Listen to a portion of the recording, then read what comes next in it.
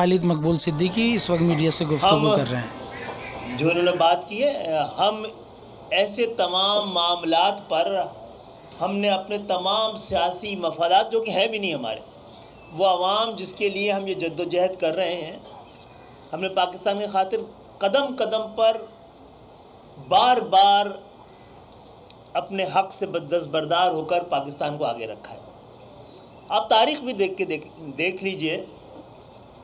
کہ بہت سے لوگوں نے یہ دیکھتے ہوئے بھی کہ اسلام آباد میں بڑا اہم غیر ملکی دورہ ہو رہا ہے سربراہان کا، اپنے دھرنے کو کسی بھی صورت میں پاکستان کی قیمت پہ بھی اس دھرنے کو انہوں نے ڈیلے نہیں کیا تھا، مؤخر نہیں کیا تھا، تبدیل نہیں کیا تھا۔ ہم پھر پاکستان اور پاکستان کی محبت کے خاطر یہ قربانی دینے کو تیار ہیں، لیکن یہ بات یاد رکھی جائے کہ جو ہمارا مطالبہ ہے یہ ایم کیو ایم کا مطالبہ نہیں ہے، اس شہر کا حق ہے جس پہ بات کر رہے ہیں۔ جب پاکستان پیپلز پارٹی نے اپنا یہ اختیار استعمال کر لیا اور یہ بات ہماری مان لی اور 10-1 کا اجرا کر دیا، تو اس کے بعد الیکشن کمیشن کے پاس کوئی اور دوسرا آپشن نہیں تھا سوائے اس کے کہ وہ نئے سرے سے اثر نو حلقہ بندیاں کرتی کراچی میں۔ ہماری یہ بات بھی مان کر یہ ہمارا موقف درست، election commission, supreme court, high court, کسی نے بھی ہمارے اس موقف کو غلط نہیں ثابت کیا ہے، یہ غلط نہیں قرار دیا ہے کہ کراچی میں جو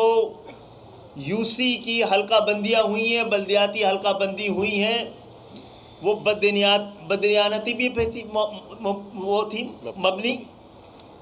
وہ غلطی ہوئی ہے یا جان بوجھ کر کے کی گئی ہے۔ کراچی کی موجودہ جو آبادی ڈکلیئر کی گئی ہے اس لحاظ سے کم 103 سے 110 یو سی کم کیے، اور جب مذاکرات ہوئے تو ہم نے کہا کہ باٹم لائن یہ ہے کہ آپ کو کم سے کم 73 سیٹیں، 73 یو سی کی حلقہ بندیوں میں کے ذریعے اس میں اضافہ کیا جانا چاہیے۔ پاکستان پیپلز پارٹی نے 53 تک کے لیے تیاری کر لی تھی، انتخابات کرا دیے گئے، اس کے باوجود وہ انتخابات جو ہر لحاظ سے غیر قانونی، غیر آئینی تھے، الیکشن کمیشن کے تمام جو اس کے قوانین ہیں اس کے خلاف تھے، جو قومی آئین کے خلاف تھے، تو ہم اس کے باوجود اگر ہم نے ہمارا مقصد اس مطالبے کے پیچھے اپنا میئر لانا ہوتا تو اس انتخابات کے بعد ہم اس مطالبے کو دہراتے نہیں۔ ہمارا یہ مطالبہ کراچی کا حق، کراچی کو واپس دلانے کے لیے تھا۔ حیدرآباد کراچی میں ڈسٹرکٹ کونسلز کو زبردستی شامل کر دیا گیا، پورے سندھ میں کہیں نہیں کیا گیا، تو آپ یہ نہیں کہہ سکتے کہ انتظامی ضرورت تھی، یہ کسی کی سیاسی ضرورت ہو سکتی ہے۔ تو اسی لیے ہم نے یہ مطالبہ دوبارہ رکھا تھا، اس پہ بات بھی کی تھی، سنجیدگی نہیں دیکھ کر تو ہمیں یہ ایک انتہائی اقدام اٹھانا پڑ رہا تھا۔ ہم آپ کی یہ بات مان بھی لیں تو ہم اس اپنے مطالبے سے پیچھے ہٹنے کو تیار نہیں ہیں، اور یہ قدم جو ہم نے اٹھایا انتہائی بہت مجبوری میں اٹھایا تھا۔ ہم اس شہر میں دھرنا دینا اگر کسی کا سب سے زیادہ حق ہے تو ہمارا ہی ہے، لیکن ہم نے اس حق کو سب سے کم استعمال کیا ہے۔ ہم آپ کے کہنے پہ ابھی رابطہ کمیٹی بیٹھے گی، انشاءاللہ تعالی ہم نے کبھی بھی وفاق کو اور اداروں کو، قوم کی سلامتی کو، قوم کی ضرورت و مفاد پر کوئی ہی ترجیح دی ہے، اپنے سیاسی ضروریات کو نہیں، اپنے نعروں کو نہیں۔ ہم آپ کی بات انشاءاللہ تعالی رابطہ کمیٹی آج بیٹھ کے اس کی کوئی نہ کوئی شکل نکالے گی، لیکن یہ بات بڑی وضاحت سے وفاق تک بھی، اداروں تک بھی، ریاست تک بھی، پاکستان کے حکمرانوں تک بھی، وفاقی حکومت تک بھی، صوبائی حکومت تک پہنچنی چاہیے کہ اس مطالبے سے دستبرداری کسی طور پہ بھی ممکن نہیں ہے۔ الیکشن میں تو ہم نے کر دی تھی دستبرداری،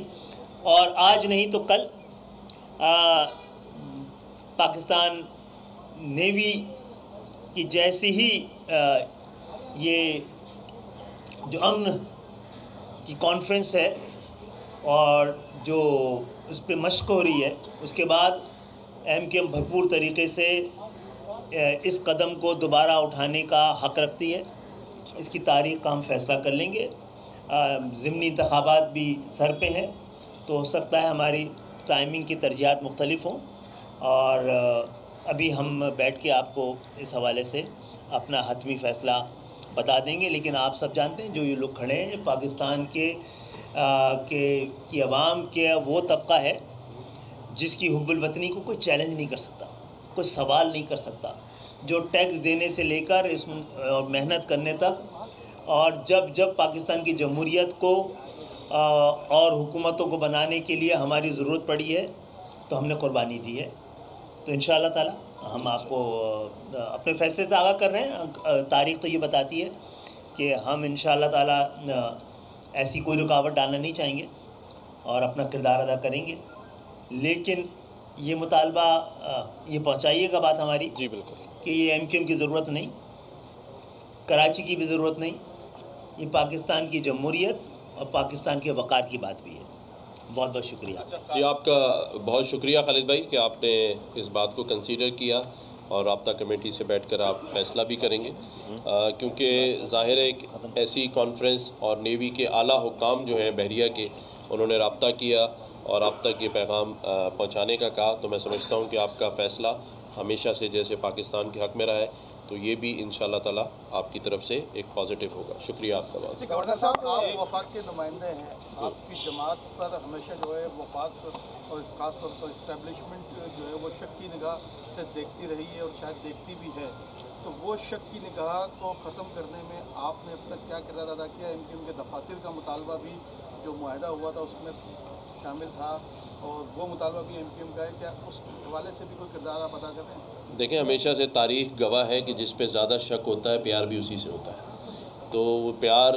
پاکستان کے ساتھ ہے اور ہمارا پاکستان کے ساتھ ہے۔ دفاتر کی جہاں تک آپ نے بات کی، جو ہمارا ایگریمنٹ، جب میں خود رابطہ کمیٹی کا حصہ تھا، مجھے اس بات کا پتہ ہے کہ خالد بھائی نے ہمیشہ جب بھی مذاکرات ہوئے ہیں تو مسنگ پرسنز کے حوالے سے اور دفاتر کے حوالے سے یہ پہلا پوائنٹ رہا ہے، اور آج بھی جہاں جہاں اس بات کو کیا جاتا ہے